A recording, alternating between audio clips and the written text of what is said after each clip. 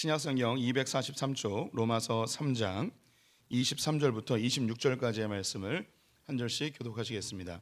로마서 3장 23절부터 26절까지 교독합니다. 모든 사람이 죄를 범하였음에 하나님의 영광에 이르지 못하더니 그리스도 예수 안에 있는 속량으로 말미암아 하나님의 은혜로 값없이 의롭다 하심을 얻은 자 되었느니라. 이 예수를 하나님이 그의 피로서 믿음으로 말미암는 화목제물로 세우셨으니 이는 하나님께서 길이 참으시는 중에 전에 지은 죄를 간과하심으로 자기의 의로우심을 나타내려 하심이니 곧 이때에 자기의 의로우심을 나타내사 자기도 자기도 의로우시며 또한 예수 믿는 자를 의롭다 하려 하심이라. 아멘. 오늘 이 아침에 주님의 보좌 앞으로 나오신 성도님들에게 하나님의 은혜와 평강이 함께 하시기를 축원드립니다. 우리는 2025년 하나님의 성품을 닮아가자는 표어를 가지고 말씀 나누고 있죠. 한 달에 하나씩의 핵심 주제로 인사를 나누고 있는데요. 5월 달은 우리 부모님의 희생, 또 우리 선생님들의 희생, 또 예수 그리스도와 하나님의 희생을 기억하며 인사를 나누고 있습니다. 우리 옆 사람과 반갑게 인사하겠습니다. 미랄이 됩시다. 미랄이 됩시다. 감사합니다. 오늘은 하나님의 의로우심이라는 성품에 대해서 함께 말씀을 나눠보도록 하겠습니다. 하나님이 의로우시기 때문에 우리도 의로워야 된다라는 내용인데요. 하나님은 의로우시다, 의로우신 하나님 이렇게 표현되기도 하고 정의로우신 하나님 이렇게 표현이 될 수 있겠죠. 책 한 권을 소개해드리고 싶습니다. 우리 성도님들도 많이 아시는 마이크 샌델의 정의란 무엇인가라는 책입니다. 마이크 샌델은 하버드대학교에서 정치 철학을 가르치는 교수인데 우리나라에 이 책이 번역되고서 2010년도에 여러 매체들과 또 여러 학교들에서 올해의 책으로 선정된 책입니다. 여전히 많은 사람들에게 읽히고 있는 스터디셀러로 자리매김하고 있는데요. 이 책이 인문학 책임에도 불구하고 선풍적인 인기를 끌게 되자 큰 충격에 휩싸였습니다. 이렇게 좀 두껍고 어려운 정치 철학의 책이 왜 이렇게 한국의 인기를 얻을 수 있었을까? 오히려 미국보다 한국에서 더 인기가 많았던 책이기도 합니다. 왜 이랬을까요? 한국 사람들이 갑자기 인문학에 대한 호기심이 많아졌을까요? 아니면 학문적 열의가 더 많아졌을까요? 설교는 준비하지 않았는데 우리 성도님들 우리나라 40대 이상 되시는 성인들이 1년에 몇 권의 책을 읽는지 아십니까? 40대 이상 되시는 성인들이 1년 동안 몇 권의 책을 읽느냐? 0권입니다. 네. 정확하게 이야기하면 0.6권입니다. 0.6권은 그냥 0권인 거예요. 우리 성도님 개인적으로 생각해 보세요. 작년에 책 읽은 거 있으세요? 예, 없죠. 올해 책 읽은 거 있으세요? 올해 연초에 성경으로 읽는 영적 정리는 사셨잖아요. 그거 아직도 안 읽고 그냥 첫 페이지 열고서 그냥 놔뒀죠. 우리 이렇게 책을 안 읽어요. 한국 사람 좀 책을 읽어야 돼요. 책을 읽기 위해서는 핸드폰을 좀 없애기도 해야 될 것 같은데. 근데 옛날에도 핸드폰 없을 때도 안 읽었어요. 그때는 텔레비전 봤죠. 네. 어쨌든 그렇습니다. 우리나라에 갑자기 그 인문학의 열풍이 불었거나 혹은 학문적 열의가 생겨서 이 두껍고 좀 어려운 정의란 무엇인가라는 책을 읽은 것 같지는 않습니다. 왜 이렇게 정의란 무엇인가 책이 여전히 베스트셀러로 팔려지고 있는가? 그것은 한국 사회가 정의에 대한 열망을 가지고 있기 때문입니다. 정의로운 사회에 대한 엄청난 갈증이 이 책을 사보게 한 것이죠. 사회적 불평등, 불공정한 사회적 문제들, 그리고 부의 양극화, 또 불이하고 불공정한 사회들, 기회의 불균형, 약간의 선동적인 측면이 있긴 하지만 그래도 여전히 이런 문제를 우리가 모두 다 느끼고 있습니다. 그래서 젊은 사람들은 이 땅에 대해서 헬 조선이라는 수치스러운 별명을 붙여놓고요. 태어날 때부터 운명이 결정되어 있는 것처럼 금수저, 운수저를 이야기하고 있는 세상입니다. 이 세상이 정의롭지 못하다고 생각하기 때문에 한국인들은 이 정의에 대한 갈망함에 그 욕구가 정의란 무엇인가 이 책의 내용이 뭔지도 모르고 그냥 일단 그 제목에 끌려서 너도 나도 이 책을 사 보았습니다. 도대체 이 정의란 무엇일까요? 또 어떻게 정의로운 사회를 이룰 수 있을까요? 이것에 대한 저뿐만 아니라 우리 성도님들 모두가 한국 사회 모두가 다 정의로운 세계를 꿈꾸고 있습니다. 이 책에는 사실 별 관심이 없습니다. 이 책을 구입함으로 인해서 어쩌면 기도하는 마음으로 소원하는 마음으로 이 책을 사지 않았을까 싶습니다. 부정부패가 좀 사라지고 법치주의가 다시 자리매김하고 유전무죄, 무전유죄 이런 말은 좀 없어지고 또 악인들이 들끓는 세상이 좀 정리가 되길 원하고 여기에 대한 이 갈증들이 이런 책의 호기심으로 책 구입으로 이어졌다고 봅니다. 사실 이 마이클 샌델이 이야기하는 이 정의는 우리가 생각하는 그런 정의하고는 상당히 거리감이 있습니다. 이 개인주의가 가지고 있는 폐해와 또 개인의 자유를 묵살하며 사회의 가치를 이루려 하는 사회주의가 추구하는 이 정의도 마이클 샌델은 원하지 않습니다. 그가 원하는 것은 공동체주의, 우리가 그 사회 시간에 들었던 이 공리주의 쪽을 지향을 해요. 이 마이클 샌델이 이야기하는 정의는 개인의 자유와 권리를 뛰어넘어서 공동의 선, 공동체의 유익을 구하는 삶, 이것이 이제 정의라고 이야기를 하고 있습니다. 이 책에 관계없이 그냥 우리 한국 사람들은 정의를 너무너무 갈망합니다. 근데 사실 이런 정의에 대한 갈망이 오늘날의 한국인들에게만 있는 것은 결코 아니죠. 인류 전체를 늘 돌아보아도 인류 전체가 다 정의로운 사회를 늘 갈망해 왔습니다. 올바른 것에 대한, 선한 것에 대한 그런 갈망, 갈증이 모두에게 있었죠. 그 이유는 간단합니다. 이 세상이 정의롭지 못하고 올바르지 못하게 운영되고 있기 때문이죠. 약자들은 늘 고통을 당하고 가난한 자는 더 가난해지고 부유한 자들은 더 부유해지고 힘 있는 자들은 뭘 해도 괜찮고 힘 없는 자는 조그마한 실수에도 커다란 징계를 받기도 하고 때로는 아무 죄 없는데 억울하게 누명을 쓰고 모함을 당하여서 생을 마감하는 일들이 역사 속에 수없이 자행되어 왔기 때문에 이 정의에 대한 갈망함이 모든 인류가 공통적으로 가지고 있는 것 같습니다. 그래서인지 선거철만 되면 거의 모든 정치인들이 정의와 공정을 부르짖으며 자기를 뽑아달라고, 자기를 뽑으면 이 세상을 정의롭게 바꿀 것이라고 호언장담을 하죠. 그래서 어떤 정당은 아예 그 이름에 정의라는 이름을 박아놓기도 하는 듯합니다. 이 정의에 대한 갈망함이 사람들에게 모두 다 공통적으로 있죠. 그래서 착한 사람은 복을 받고 악한 사람은 좀 벌을 받길 원하는 그런 마음이 우리 안에 가득 있습니다. 이 세상이 악한 자들에 의해서 지배되고 악한 자들 때문에 수많은 선량한 자들이 고통받는 세상을 보면서 너무너무 힘들어하는 우리와 또 이 지구 전체의 모습인 것 같습니다. 사람들은 이제 평화로운 세상을 갈망하고요, 좀 질서 있는 세상, 안정적인 세상, 안전한 세상을 그렇게 소망하고 있는 것 같습니다. 이런 인간의 이 욕구, 정의에 대한 갈망 이런 것이 현실에서는 이루어지지 않으니까 비현실적인 영화 같은 데서 많이 나타나는 것 같아요.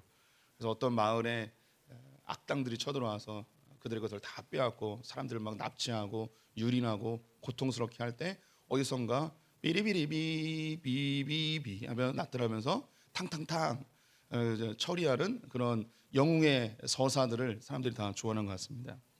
제가 설교를 준비하면서 예전에 참 좋아했던 그 서부 영화의 두 장면이 떠올랐어요. 우리 성도님들 아실지 모르겠는데요. 내 이름은 트리니티라는 그런 영화 있어요. 예. 뭐 트리니티 시리즈가 있죠. 돌아온 트리니티 뭐 이런 거 있고요. 그다음에 장고 뭐 이런 거 있습니다. 이런 거 보면서 가슴에 뭐 시원함이 있죠. 악당들을 다 물리치고 정의를 무찌르고. 그래서 이들은 늘 똑같이 멘트를 합니다. 정의의 이름으로 너희를 처단하겠다 하면서 목소리 왜 이러지? 멋지게 해야 되는데 정의의 이름으로 너희를 처단하겠다 뭐 이렇게 예, 하면서 참 쑥스럽게 예, 뭐 이렇게 그 이야기하면서 정의를 부르짖으며 악당들을 물리치는 장면들 모두가 다 알고 계실 것입니다. 현실에서 이루어지지 않기 때문에 영화에서라도 비현실 세계에서라도 이 정의가 좀 이루어지길 원하는 갈망함이 사람들에게 다 있는 것 같습니다. 학자들이 사람들을 왜 이렇게 정의를 좋아할까? 정의에 대한 갈망함이 있을까? 정의로운 세상을 꿈꿀까? 악한 것을 가만히 볼 수 없는 그 인간의 그 본성이 무엇일까? 연구를 많이 합니다. 그래서 철학자들이 이야기하는 것은 인간 내면 안에 있는 도덕 감수성, 양심이라고 하는데요. 인간 내면 안에 도덕 감수성, 양심이 있기 때문에 정의로운 것을 좋아하고 정의로워질 때 기쁨을 느끼고 정의로운 사회가 됐을 때 만족감을 느낀다는 그렇게 해석을 내놓고 있습니다. 사회학자들은요, 공동체 속에 살면서 이 공동체의 안전을 위하여 악보다는 선한 것이 유지되어야지 공동체가 지속 가능하기 때문에 이 선한 것, 정의로운 것을 좋아하게 되었다라고 이야기를 하는 것이죠. 본능적으로 인간은 안정적인 구도를 좋아하기 때문에 악보다는 이 정의, 선한 것, 올바른 것을 추구하게 되었다고 설명을 하는 것이죠. 심리학자들은요, 인간이 개인적으로 의미 있는 일을 할 때 만족감과 기쁨을 느낀다고 설명을 합니다. 그래서 악을 행하는 것보다는 정의를 추구하고 정의를 이루고 선을 실천하는 것을 인간 개개인들이 만족감이 있기 때문에 거기에 가치를 두고 살아간다고 이야기하는 거죠. 성도님들도 나쁜 짓 하면 죄책감이 밀려오고 내가 무슨 짓을 한 건가라고 허탈함이 밀려오지만 의미 있는 일, 가치 있는 일, 소위 이제 선한 일, 정의로운 일을 할 때는 그 마음에 만족감이 있는 것을 다 느낄 겁니다. 그래서 인간이 이런 심리적 상태 때문에 이제 선한 것을 추구하고 정의로운 것을 추구한다고 이야기를 하는 거죠. 제가 그 지난주에 어떤 세미나를 갔다가 돌아왔는데 돌아오자마자 이제 교육자들이 회의를 했어요. 그때 이제 정진만 목사님이 자기 이야기를 막 하는 거예요. 어떤 이야기였냐면 지하철을 탔는데 지하철 의자에 지갑이 놓여 있었다는 거죠. 그래서 이 지갑을 찾아가지고 거기에 신용카드하고 뭐 신분증하고 있어서 그래서 어떻게 찾아줄까 고민하다가 참 똑똑한 것 같아요. 그 카드 회사에다 전화를 한 거예요. 그래서 카드 번호를 이야기하고 그 사람이 연락을 해달라는 거죠. 그래서 그 사람하고 연락이 된 거예요. 그래서 이걸 경찰서에 갖다 주면 뭐 조사해야 되고 뭐 복잡해진대요. 그래서 역무원 역 사무실에 맡겨놓고 갔는데 찾았대요. 그래서 찾아가지고 그 잃어버린 사람이 감사하다고 커피 쿠폰을 보내줬다는 거예요. 이걸 엄청나게 자랑스럽게 얘기를 하는 거죠. 아니 인간이라면 다 그렇게 해야 되는 거 아니에요? 그러니까 자기가 굉장히 엄청난 가치 있는 일을 한 것처럼 막 자랑을 하는 거죠. 입에 막 거품을 침을 막 튀기면서 막 얘기하는 거예요. 왜 그럴까요? 심리적으로 자기는 정의로운 일을 했다는 만족감이 가득한 거죠. 사람이 그래요. 이게 선한 일, 정의로운 일 이런 일을 하면 만족감이 있어서 그 일을 한다는 거죠. 그런데 이런 학자들의 이야기에는 큰 오류, 맹점 두 가지가 있습니다. 첫 번째 맹점은 무엇이냐면 인간의 이중성입니다. 사람들이 정의로운 것을 좋아하고 또 정의로운 것을 했을 때 기쁨이 있고 또 정의로움을 추구하여서 공동체를 유지하려는 그 마음이 있는데요. 이 정의로운 것을 추구하면서 타인에게 대하여는 정의로움을 요구하는데 자기의 경우에는 이 정의로움이 적용이 잘 안 된다는 겁니다. 다른 사람에게는 정의를 요구하면서 내 자신은 정의롭지 못하는 경우이죠. 가끔씩 음주운전으로 큰 사고가 일어나서 생명을 잃어버리는 사건들이 뉴스에 나옵니다. 그럼 막 지적을 하죠. 욕을 하죠. 저런 놈들은 감옥에 쳐넣어야 된다고. 다시는 운전을 못하게 해야 된다고. 그런데 그 사건이 내 가족에게 일어나거나 내 배우자에게 일어났다면 우리는 한없이 너그러워집니다. 어쩔 수 없는 일이었다고. 평생 안 하다가 딱 한 번 한 거라고 하면서 너무나 지나치게 이 정의는 사라져버리고 너그러워지는 우리의 모습을 보게 됩니다. 이런 말을 내로남불이라고 이야기하죠. 내가 하면 로맨스고 다른 사람이 하면 불륜이라고 이야기하는 다른 사람에게는 정의로우면서 똑같은 사안에 대하여 자신에게는 너그러워지는 겁니다. 학교 폭력은 사라져야 된다고 이야기하면서 내 자녀가 학교 폭력의 가해자가 된다면 이건 어쩔 수 없는 일이었고 그것 가지고 뭘 그렇게 유난 떠냐고 이야기하는 것이 우리죠. 정치 편향적인 문제도 그렇습니다. 상대편 후보가 잘못된 것은 모두 다 정의롭게 판단해야 되지만 내가 지지하는 후보의 잘못은 너그럽게 용서되어지는 것이 우리의 모습이죠. 대기업들이 부정부패하면은 저것은 정의롭게 다 처단해야 되지만 작은 소상인들이 물건값을 속이거나 저울을 속이는 것은 가난하기 때문에 용서되어야 된다고 이야기하는 것이 우리의 모습입니다. 부자들이 탈세하게 되면 한없이 가혹하게 심판해야 된다고 이야기하면서 내가 내야 될 세금을 제대로 내지 못하는 것은 가난하기 때문에 우리는 소상공인이기 때문에 괜찮다고 이야기하는 이런 인간의 이중성, 이것에 대해서 이 학자들은 이것을 설명할 도리가 없습니다. 제가 너무 큰 이야기만 했나요? 개인적인 삶 속에서 SNS를 통해서 많은 댓글들과 또 사람들에게 악플들이 달리죠. 유명 연예인들이나 스포츠 스타들 혹은 대중적인 인지도가 있는 사람들에게는 가차없는 악플들을 SNS에 달게 됩니다. 그들이 이야기하는 그들이 잘못했기 때문에 그런 욕을 먹어도 된다는 거예요. 그런데 그 엄청난 악플로 유명인들이 그 고통에 시달려 생을 마감하는 일들도 있죠. 그 언어로 표현되어지는 쏟아내는 그 폭력이 그 정의를 정의롭다는 것을 이것을 합당화될 수 없습니다. 또 다른 이 사회가 이야기하는 정의의 오류라고 한다면 이 정의에 대한 기준이 매우 상대적이라는 것입니다. 이곳에서는 올바른 것인데 다른 곳에서는 올바르지 않은 것이 될 수도 있는 거죠. 이 나라에서는 정의인데 다른 나라에서는 정의가 아닐 수도 있습니다. 지금은 정의이지만 과거에는 정의가 아닌 것들도 있죠. 그래서 이 정의가 늘 뒤바뀌어 버리는 이런 것을 이 사회에서는 설명할 수가 없죠. 조선시대 때 노비는 너무나 당연한 일이었습니다. 그건 올바른 것이었죠. 하지만 오늘날 노비가 우리에게 있다면 그것은 불법이 되고 정의롭지 못한 것이 됩니다. 우리 성도들 명예살인이라는 말 들어보셨습니까?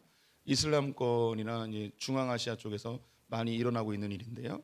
특히 이제 여성들에게 이런 일들이 일어납니다.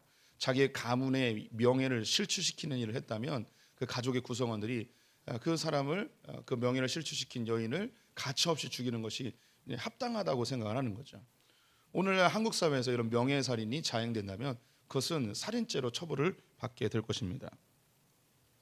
제가 초등학교 3학년 때인가 제 친구가 별로 없었는데요. 근데 반에서 친구를 한 명 사귀었어요. 그래서 이 친구 집에 놀러 갔어요. 아마 제 기억으로는 처음으로 친구 집에 놀러 간 것 같아요. 이 친구 집은 그래도 꽤 괜찮게 사는 양옥집이었고요. 그리고 마당이 있었고요. 그리고 저는 처음 앉아보는 식탁에서 밥을 먹어봤습니다. 그래서 그 가족 구성원 아버지는 없었고 3명의 가족과 제가 총 4명이 식탁에 앉아서 밥을 먹게 되었습니다. 밥을 먹는데 아무도 얘기를 안 하는 거예요. 그래서 너무 이상한 거죠. 그래서 제가 친구한테 뭐 얘기를 걸었어요. 그랬더니 어머니가 갑자기 소리를 지르시더니 아니 어디 밥상머리에서 말을 하냐고 하면서 저를 혼내는 거예요. 그래서 저는 갑자기 체할 뻔했죠. 그래서 조용히 먹었어요. 우리 성도님들 중에도 그런 집들이 있을 텐데 어떤 집에서는 밥을 할 때 말을 하면 이거는 정의롭지 못한 거예요. 그런데 어떤 집에서는 조용히 먹으면 이게 오히려 이상한 거죠. 막 떠들면서 침튀기면서 뭐 왁자질 걸 먹는 집안도 있고 그렇죠. 이 선한 것, 의로운 것, 정의로운 것 이것이 뭐 가정마다 다르고 집집마다 다르고 나라마다 국가마다 시대마다 다르니 이런 오류가 있습니다. 이런 이야기를 통해서 두 가지 분명하게 드러나는 사실이 있는데요. 첫 번째는 뭐냐? 인간은 이 정의로운 것을 너무너무 갈망한다는 것입니다. 두 번째, 인간은 결코 정의롭지 못하다는 거죠. 이 두 가지 이야기를 좀 더 이야기해 보겠습니다. 인간이 왜 정의를 갈망하게 되었는가? 여러 사회의 학문의 연구자들이 이야기를 하였지만 이것은 완벽하지는 않습니다. 성경은 우리에게 명확한 답을 제시해 주고 있습니다. 사람들은 왜 정의로운 것, 의로운 것을 좋아하고 갈망할까? 그 이유는 하나님께서 정의롭고 그 하나님이 우리를 하나님의 형상으로 지으셨기 때문에 인간은 본성적으로 하나님의 형상으로 지음받았기 때문에 정의로운 것, 의로운 것을, 선한 것을 좋아하게 되어 있습니다. 하나님의 의로우심, 정의로운 하나님은 성경 전체를 관통하는 중요한 주제 중에 하나입니다. 하나님이 하시는 것은 모든 것이 옳습니다. 그분은 모든 것이 선하시고 그분 성품 자체가 정의로우십니다. 성경의 많은 구절들이 하나님의 정의로움을 이야기하고 있는데 그 중에 하나 같이 읽어보죠. 신명기 32장 4절 말씀 같이 읽어보겠습니다. 그는 반석이시니 그가 하신 일이 완전하고 그의 모든 길이 정의롭고 진실하고 거짓이 없으신 하나님이시니 공의로우시고 바르시도다. 하나님의 본성이 정의로우십니다. 그분의 하시는 모든 일이 완전하시고 진실하십니다. 그럼 왜 하나님은 의롭다라고 말씀할 수 있는가? 그 이유는 하나님이 선과 악의 기준이시기 때문입니다. 하나님이 기준이세요. 그래서 하나님이 하시는 것이 모든 것이 올바르고 모든 것이 선하고 모든 것이 정의롭습니다. 그래서 하나님이 기준이세요. 그래서 그분은 정의롭다 말할 수 있는 것이죠. 이렇게 하나님의 형상대로 지음받은 우리들은요, 하나님이 정의로우시듯이 우리도 정의를 갈망하고 또 그것을 좋아하게 되어 있습니다. 그런데 두 번째 깨닫는 것이 인간은 결코 정의롭지 못하다는 거죠. 이건 역시 성경은 답을 제시하고 있습니다. 사람은 왜 이중적으로 다른 사람에게는 정의를 요구하면서 자신에게는 정의롭지 못할까? 또 시대마다 왜 이 정의의 기준이 늘 바뀌어질까? 그 이유에 대해서 성경은 죄 때문이라고 이야기합니다. 오늘 본문 23절에 보게 되면 모든 사람이 죄를 범하였음에 하나님의 영광에 이르지 못하더니라고 기록하고 있죠. 모든 사람이 죄를 지었대요. 모든 사람이 정의롭지 못하다는 것이죠. 우리는 의롭게 살 수 있는 능력이 전무하다는 것을 성경은 선언하고 있습니다. 다른 사람을 정죄하면서도 그 정죄로 자기를 정죄하지 못하죠. 정작 의롭게 살고자 하지만 우리는 의를 실천할 수 있는 능력이 전혀 없습니다. 우리 가운데 이렇게 이야기하면 그래도 저는 좀 착한데요, 저는 올바르게 살았는데요, 저는 큰 죄를 지지 않았는데요 라고 이야기하는 분들이 계실 것입니다. 근데 사실 우리가 착하게 사는 이유는요, 진짜 우리가 착해서나 착한 능력이 있기 때문이 아니고 보는 사람들의 눈이 있어서 착하게 사는 거예요. 네, 저는 아이플렉스에서 굉장히 착한 사람입니다. 알아보는 사람들이 많이 있어서 엘리베이터도 잘 양보하고요, 되도록이면 눈에 안 띄는 곳으로 숨어 다니고 뭐 이렇습니다. 하지만 아무도 모르는 곳에 가면 저도 악해집니다. 뭐 양보가 어디 있습니까? 먼저 타는 게 장땡이죠. 뭐 이렇게 바뀌는 거예요. 사람은 나를 지켜보는 눈이 있기 때문에 좀 착하게 사는 것뿐이지 절대 착하지 않습니다. 또는 아무리 선하다고 하는 사람들도 상황과 환경이 바뀌면요, 우리도 언젠가 악한 자로 돌변할 수 있는 그런 무력한 존재임을 우리 인정할 수밖에 없죠. 사람들이 자기가 착하다, 의롭다, 선하다라는 생각 때문에 잘못된 의로움으로 살아갈 때가 굉장히 많이 있습니다. 진짜 자신의 문제가 무엇인지 발견하지 못하고 자기가 착하게 살았기 때문에 자기의 기준이 옳다라고 생각하여 수많은 것들을 정죄하고 판단하면서 살아가는 경우가 많이 있죠. 나 정도면 괜찮아, 나는 법 없이도 살 수 있어 라는 이야기를 서슴없이 하고 있는 것이 우리들입니다. 또 때로는요, 조금 훔치면 도둑이지만 크게 훔치면 영웅이다 라는 말로 이 사회의 악을 정당화시킬 때도 있고, 이 정의로운 것, 의로움에 대한 그 기준을 애매모호하게 만드는 세상들도 많이 있습니다. 뭐 동성애 같은 경우도 몇 년 전까지만 해도 대부분의 사람들이 죄라고 여겼지만 언론이나 여러 사람들에 의해서 이 정의의 부분이 희석되다 보니까 동성애는 사랑의 한 종류라고 이렇게 가르치는 현실 속에 우리는 살아가고 있죠. 옳다, 나는 맞다라고 생각하는 이것들이 또 다른 왜곡된 정의로 나타나는 경우들이 많이 있습니다. 예수님 당시에도요, 성경에 보게 되면 두 종류의 자신들은 선하다, 의롭다라고 하는 부류가 등장을 합니다. 첫 번째 부류는 바리새인들, 율법학자들, 유대인들이라 이야기하겠습니다. 그들이 생각하는 의로움은 뭐였냐면 율법을 다 지키는 거였어요. 도둑질하지 않고, 거짓말하지 않고, 간음하지 않고, 살인하지 않고, 이런 613가지의 율법을 다 지키면 그들은 스스로 의롭다고 생각을 하였습니다. 그런데 이렇게 생각하는, 스스로 의롭다고 생각하는 사람들에 대해서 예수님이 가차없이 그들을 질타하시죠.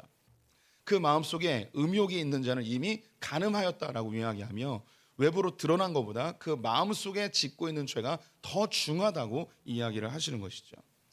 이것은 지금도 마찬가지입니다. 많은 사람들이 내가 행위로 어떤 죄를 짓지 않았기 때문에 자기가 선하다고 의롭다고 생각하며 살아가는 사람이 굉장히 많이 있죠. 이런 사람들이 나는 법 없이도 살 수 있어, 나는 착한 사람이야, 나는 죄 짓지 않았어 라고 생각하는 그것이 행위로 죄를 짓지 않았기 때문인데, 성경은 그 마음속에 죄를 짓는, 죄의 마음을 품는 것부터가 죄라고 이야기를 하고 있습니다. 또 성경에 나와 있는 선하다 생각하는 사람들이 누구냐? 이방인들입니다. 이들은 이제 그리스 철학의 영향을 받았는데요. 그리스 철학은 이제 이원론적 세계관을 갖고 있었습니다. 이데아의 세계, 정신 세계, 이성은 선한 것이고 육체는 악한 것이라고 여겼습니다. 그래서 내 생각으로, 이성으로 선한 것, 올바른 것, 철학적인 것, 이것을 내가 깨달았으면 내 삶에서 무슨 행동을 해도 괜찮다고 생각을 했습니다. 그래서 깨닫는 것, 내가 생각하는 추구하는 선의 방향, 이것이 선한 것이고 내 삶이 어떻게 살아도 괜찮다는 것이죠. 이런 부분에 있어서는 오늘날의 이제 공산주의나 사회주의가 여기에 많이 해당이 됩니다. 그들은 유토피아를 꿈꾸죠. 올바른 세상, 정의로운 세상을 꿈꿔요. 그래서 이 이상을 가지고 있어요. 이 이상을 이루기 위해서 어떤 폭력이나 거짓이나 어떤 학대를 해도 괜찮다는 이론이 형성이 돼요. 왜냐하면 그들은 선하다고 생각해요. 내가 추구하는 방향이 선하기 때문에 지금 어떤 일을 해도 괜찮다는 거죠. 이런 일에 대해서 성경은 로마서 3장 8절, 우리가 읽고 있는 지금 로마서 3장에 나와 있는 내용이에요. 3장 8절 말씀 같이 읽어보겠습니다. 또는 그러면 선을 이루기 위하여 악을 행하자 하지 않겠느냐? 어떤 이들이 이렇게 비방하여 우리가 이런 말을 한다고 하니 그들은 정죄받는 것이 마땅하니라. 예, 로마 사회에 헬라 철학의 영향을 받아서 선을 이루기 위해서 악을 행해도 된다고 하는 사람들이 있다는 거예요. 그런데 성경은 단호하게 이야기합니다. 그들은 반드시 정죄함을 받게 된다는 것이죠. 이것이 이 세상에서 이야기하는 선하다, 의롭다라고 생각하는 사람들의 방향성입니다.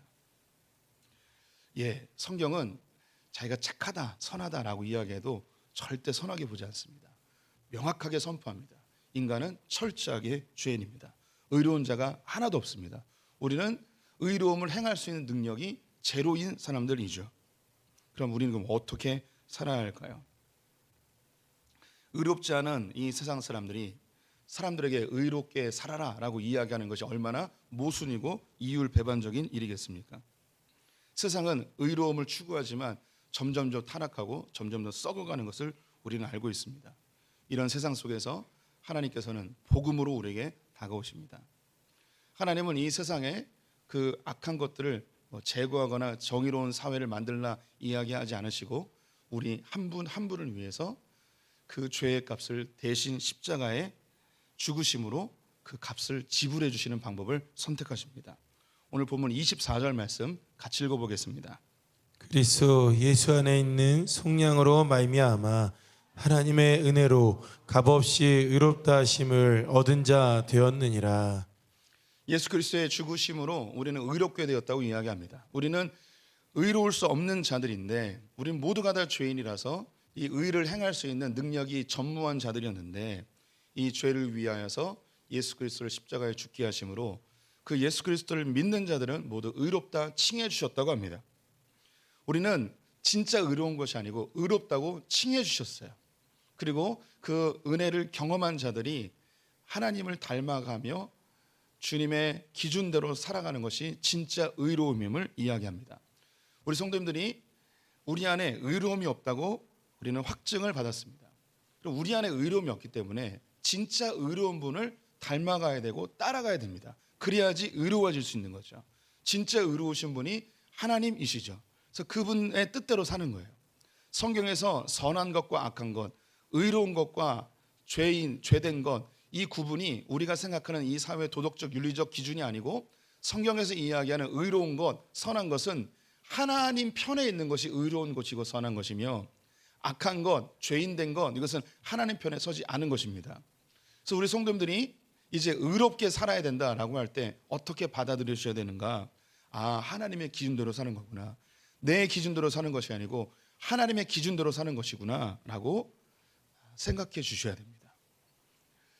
하나님께서는 우리에게 이 세상을 조금 더 의롭게 만들 수 있는 방법을 스스로 보여주셨어요. 이 세상은 사람들에게 의롭게 살아라, 정의로워라, 악한 것들을 제거해라 라고 이야기하고 비판하고 정죄하면서 정작 자기는 의롭게 살 수가 없죠. 네, 하나님께서 의롭게 사는 방법을 우리에게 샘플로 보여주셨어요. 그리고 그것을 따라가래요. 오늘의 핵심 구절인데요, 26절 말씀 같이 읽어보겠습니다. 곧 이때에 자기의 의로우심을 나타내사 자기도 의로우시며 또한 예수 믿는 자를 의롭다 하려 하심이라. 하나님께서 우리에게 자신의 의로움을 나타내셨대요. 하나님이 어떻게 의로움을 나타내셨는가? 자기 아들 예수 그리스도를 죽임으로 자기의 의로움을 나타내셨어요. 하나님은 죄를 좌시하지 않으시는 분입니다. 반드시 심판하시는 분이죠. 인류의 죄를 어떻게 심판하셨냐면 너 똑바로 살아, 너 정의롭지 못하면 다 죽여버릴 거야 라고 하지 않으시고 자기가 직접 이 땅에 오셔서 십자가에 달려 죽으시며 그 의로움을 나타내 버리셨습니다. 우리가 이 예수 그리스도 하나님의 그 정의로움을 본받아야 돼요. 우리는 이 세상에 대해서 정의로워라 비판하고 정죄하고 욕하며 우리가 반응하죠. 이것은 하나님이 보이신 정의로움의 방법이 아니에요. 이것은 오히려 사탄이 우리에게 정의감을 교묘히 이용하여 사회를 분열시키고 나도 분노하게 하여 나도 망가지게 하는 사단의 전략 중에 하나입니다. 하나님은 의로움을 나타내기 위해서 본인이 죽으셨습니다. 그러면 이 땅에 진정한 의로움을 나타내기 위해서는 다른 사람을 정죄하는 것이 아니고 내가 먼저 하나님의 기준대로 살기로 결정하는 것입니다. 내가 지금까지 살아왔던 선과 악의 기준을 내려놓고 하나님의 선과 악의 기준으로 살아가는 것, 이것이 진정한 의로움입니다. 성경이 우리에게 의롭게 살아라라는 것은 다른 사람들에게 의롭게 사십시오라고 지적하거나 훈계하거나 정죄하고 판단하는 것이 아니고 내가 내 기준을 내려놓고 하나님의 기준으로 살기로 분투하는 것, 이 모습을 주님은 의롭다 칭해 주시는 것이죠. 이제 우리 크리스찬들은 세상에 대해서 의로워라, 정의로워라 이야기하는 자들이 아니라 내가 하나님의 기준으로 살기 위하여 순간순간마다 분투하는 것, 이것이 참된 의로움임을 깨달으시고 그렇게 살아내는 소풍의 성도들 되시기를 주님의 이름으로 축원드립니다. 우리 함께 찬양하자 하겠습니다.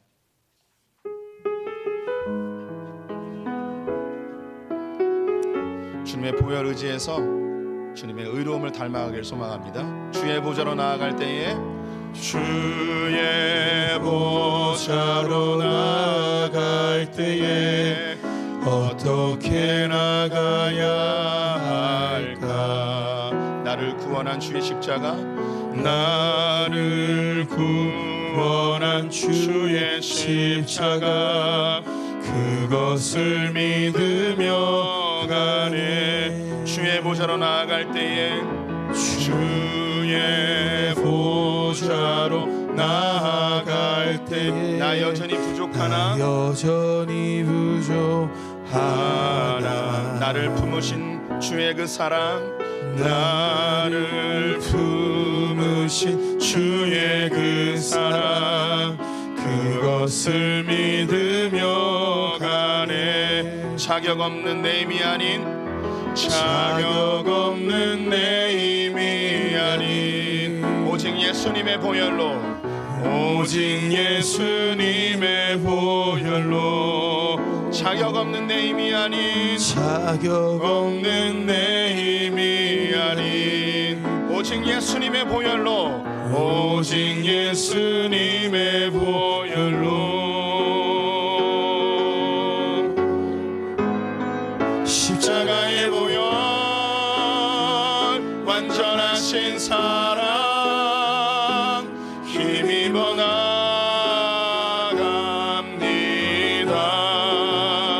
십자가의 보혈, 완전하신 사랑 힘입어 예배합니다. 자격 없는 내 힘이 아닌 자격 없는 내 힘이 아닌 오직 예수님의 보혈로, 자격 없는 내 힘이 아닌 오직 예수님의 보혈로,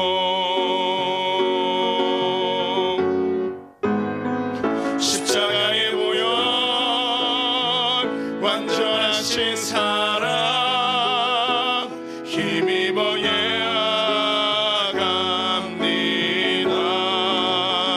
십자가의 보혈, 완전하신 사랑 힘입어 예배합니다.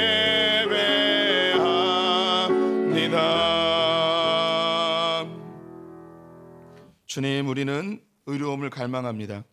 하지만 우리는 의롭게 살 수 없는 철저한 죄인임을 고백합니다. 늘 나의 기준으로 누군가 정죄하고 판단하고 다른 사람에게 의로움을 요구하지만 정작 내 자신은 의롭게 살 수 없는 철저한 죄인임을 고백합니다.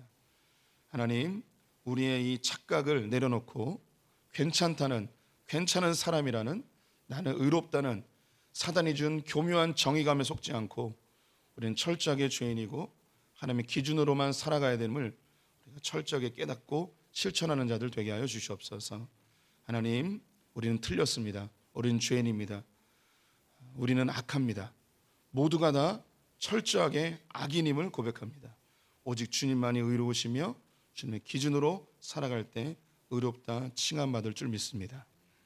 지금은 우리 주 예수 그리스도의 은혜와 하나님 아버지 무한하신 사랑과 성령의 교통하심이 의로우신 하나님을 본받아 내 기준을 내려놓고 주님의 기준으로 살기로 결정한 소핀 모든 성도들 가운데 우리의 자녀들과 저북에 있는 형제자매들, 열방의 선교사님들과 이 나라 이 민족 가운데 영원토록 함께 있을지어다. 아멘.